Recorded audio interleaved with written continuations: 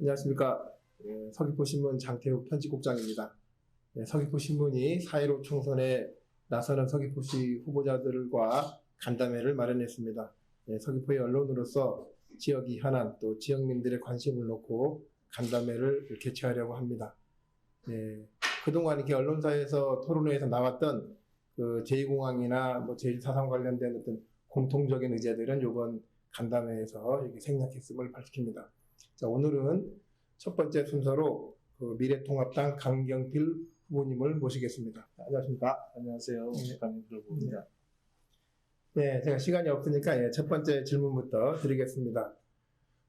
제주도는 지난 2006년에 국내에서 유일하게 기초자치단체 폐지하고 광역 지방자치단체를 출범했습니다.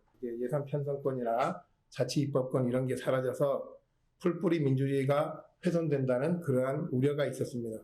또 시장이 도지사의 명령만 받들고 시민들을 이렇게 제대로 받들지 못한다는 그러한 우려가 있었습니다.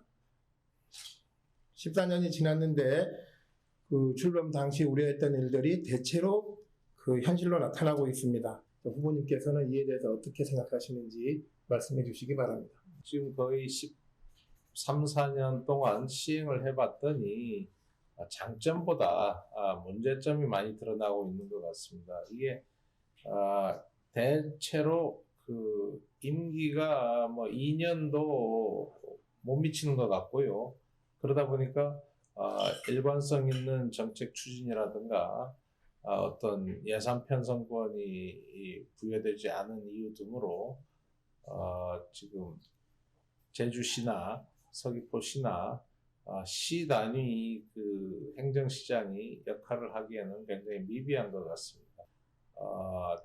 적어도 임명하는 행정시장은 이게 직선으로 바꿔서 주민들이 직접 선출을 해야 어떤 힘도 실리고 이 4년 동안 일관성 있는 어떤 정책을 펼칠 수 있는 여건이 조성되지 않을까 그렇게 생각됩니다. 그래서 제 공약으로도 행정시장 직선제를 일단 공약으로 걸었고 기초의회 부활은 급박하게 그것까지 지금 추진하기가 좀 시기적으로 적절치 않은 생각이 들어서 그거는 잠시 보류하고 있습니다. 예. 현 당면에서는 행정시장 직선제가 그렇습니다. 최근에 이게 제주도에 또 전국적인 현상인데 이주 노동자들이 이렇게 많이 들어와서 일을 하고 있습니다. 문제는 이제 최근에 우리 국내에 그 최저임금이 이렇게 인상되는 바람에 이분들에 대한 급여도 이게 상당히 높아진 걸로 알고 있습니다. 그래서 농가에서는 애초에 이주 노동자들이 이게 저임금 그런 장점을 이용해서 이분들을 사용하려고 했는데 오히려 이렇게 임금 인상이 이렇게 많이 부담이 된다고 합니다. 그래서 법률적으로 과연 이제 그 최저임금 인상안을 이주 노동자들에게도 적용을 하는 것이 적합한 것인지, 차등된 임금을 적용할 수는 없는 것인지 좀 의견을 말씀해 주시기 바랍니다.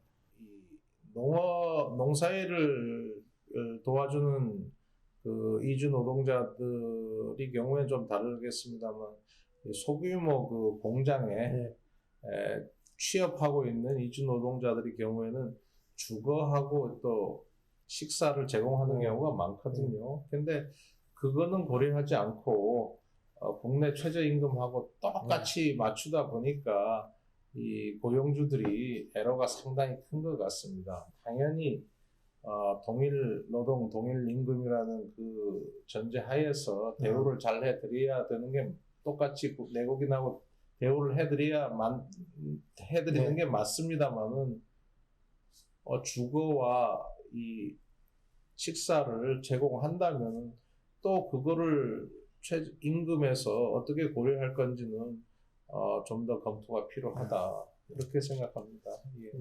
알겠습니다. 아까 이제 합법적인 이주 노동자들에 대해서 말씀드렸는데 이번엔 약간 불법적인 그 노동자들이 있습니다. 많이 있습니다. 또 도민들은 아주머니들이 식당에 일을 하려고 하니까 이주 노동자들이 와서 일하고 있어서 자리가 없고 하우스 보수하러 가는데 이제 중국인들이 차지해버리니까 원래 기술자들이 자리에서 밀립니다. 이게 전 세계적으로도 그 영국도 그 이주 노동자들 문제로 EU에서 탈퇴를 선언했고, 뭐 미국도 멕시코와 국경을 좀 쌓고 있는 그런 상황입니다. 이게 이런 불법적인 이주 노동자들에 대해서 당면에서 어떻게 좀 조치를 취하는 게 적합하다고 보시는지 좀. 이주 노동자들을 아무런 대책 없이 전부 단속해서 추방해 버리면은 네. 이게 또 우리 특히 1차 산업 분야가 전혀 돌아가지 않는 그런 문제점이 발생하고 이거를 조절한다는 것이 상당히 이게 어려운 문제거든요. 그래서 제 생각에는 가급적 이 제주도만이 문제가 아니라 전국적인 차원에서 이 출입국 관리 규정을 좀 정비를 할 필요가 있다. 그 다음에 단속의 문제는 단속의 문제는 이게 무한정 단속해서 좋은 것도 아니고 또 단속에 손을 놔버려도 좋은 것도 아니고 그래서 그건 상당히 어느 지점에서 이 기준을 잡느냐가 상당히 어려운 문제인 것 같습니다. 현실적으로. 이 1차 산업 관련된 말씀을 좀 드리겠습니다.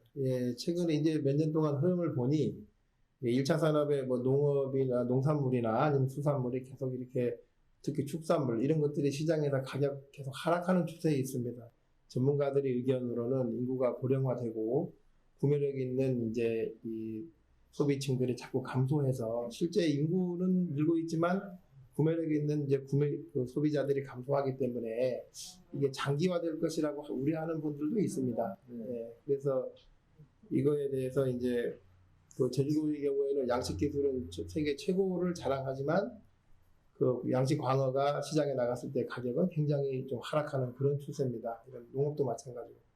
생산 기술은 발달하는데 구매력 있는 소비층이 감소하는 현상. 그런데 이제 일본과의 마찰로 무역도 잘 안 되고 중국과 마찰 사드 문제로 무역도 잘 안 되고 시장은 제한되어 있습니다.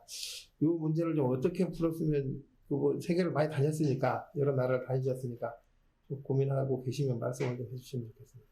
이거는 진짜 국가적인 차원에서 지금 대책을 세우고 플랜을 강구해야 될 이런 문제인데 결국은 수요 공급의 문제인데 수요 공급의 문제인데 그렇다고 이거는 수요 공급의 문제니까 그냥 시장 질서에 맡겨라 하기에는 우리 제주 지역의 그 생산자들 우리 농어민들이 너무 애로가 많단 말입니다. 그러니까 1차 산업 종사자들을 위해서 좀 해결할 수 있는 부분. 예컨대 비용 중에 우리가 해결할 수 있는 부분이 어떤 게 있겠습니까? 물류비 같은 거 아니겠습니까? 특히 제주도는 이 지역적 특성상 해상 운송비가 굉장히 많이 들어갈 수밖에 없습니다. 수요지로 이걸 보내려면은. 근데 해상 운송비 같은 경우에 지금 법률에 지원이 가능하도록 되어 있습니다. 그런데 그 법률이 도서 지역 농산물에 대해서 해상 운송비를 지원하도록 되어 있는데 제주도는 그 도서 지역에서 제외되어 있습니다. 그게 첫 번째 맹점이고요. 그거를 보완하기 위해서 제주특별자치도법을 개정해서 제주도에 대해서도 해상 운송비를 지원할 수 있다는 규정을 집어넣긴 했습니다만은 우선 해상 운송비 지원에 대한 기본법, 농업인 삶의 질 향상에 관한 법률 거기에 이게 제주도가 제외되어 있기 때문에 이게 또 해상 운송비 지원이 원활하지 않는 것 같습니다. 제주도의 지역적 특성, 문제점을 잘 설명하고 또 관련 법률의 그 맹점을 보완해서 제주도 해상 운송비 지원을 해야 된다고 정부 부처를 설득해야 된다 우선. 그 다음에 지금 택배비가 무지 비싸지 않습니까? 대략 25% 예컨대 2만 원에 5천 원, 25%라고 본다면 이게 무지하게 비싼 거거든요.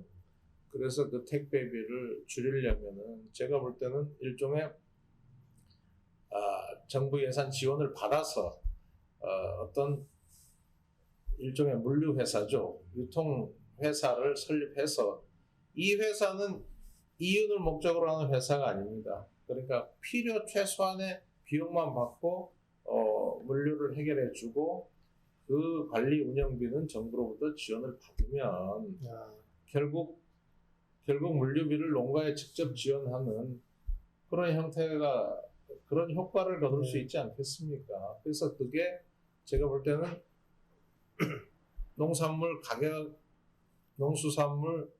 가격이 하락한다 하더라도 또 그만큼 비용을 좀 줄여주면은 그만큼은 우리 농가 소득으로 귀속되지 않을까. 그게 제 생각입니다.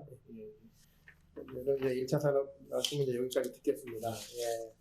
또 후보께서는 그 서귀포 시민들의 의료 서비스를 개선하기 위해서 서귀포 의료원을 제주대학교 제2부속병원으로 만들겠다 이렇게 공약하셨습니다. 그런데 제가 병원 관계자들을 만나서 물어보면 이 서귀포가 이렇게 그 주변 환경이 낙후되어 있어서 양질의 의사들이 잘 오지 않으려고 이렇게 한다고 합니다.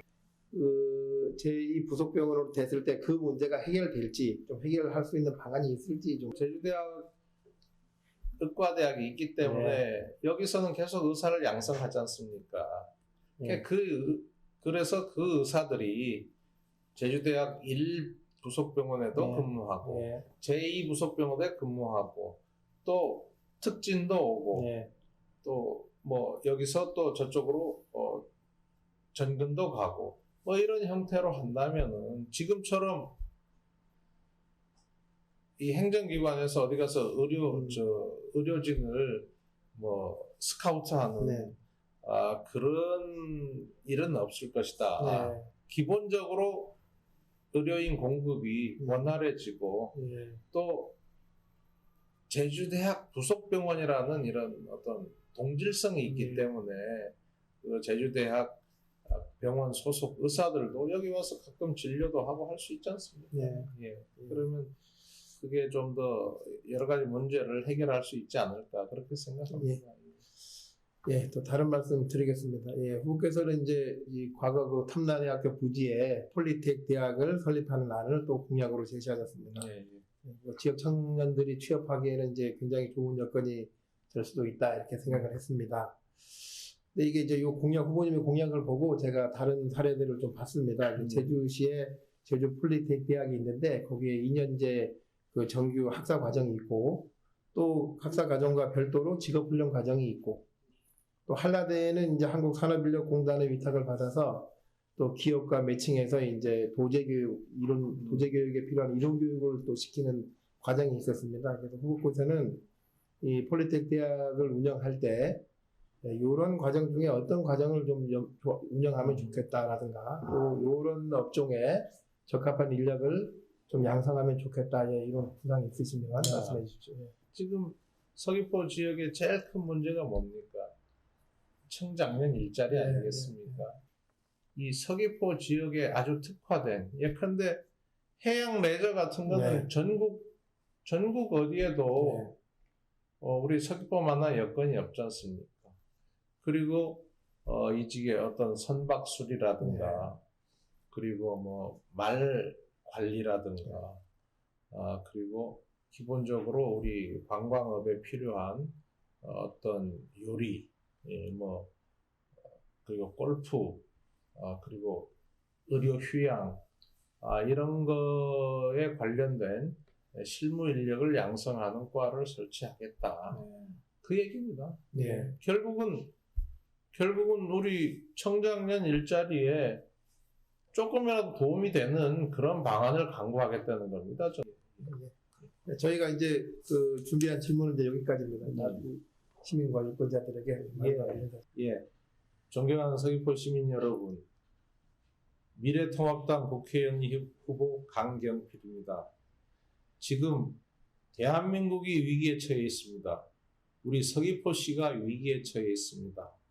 과연 이 위기 상황을 누가 헤쳐나갈 수 있는지, 누가 해결할 수 있는 능력을 갖고 있는 후보인지 잘 살펴봐 주시기 바랍니다. 저 강경필은 이 위기 상황을 헤쳐나갈 준비가 돼 있고 능력도 충분하다고 생각합니다. 이번 4.15 총선 투표에 꼭 참석해 주시고 저 강경필과 미래통합당을 지지해 주시기 바랍니다. 감사합니다.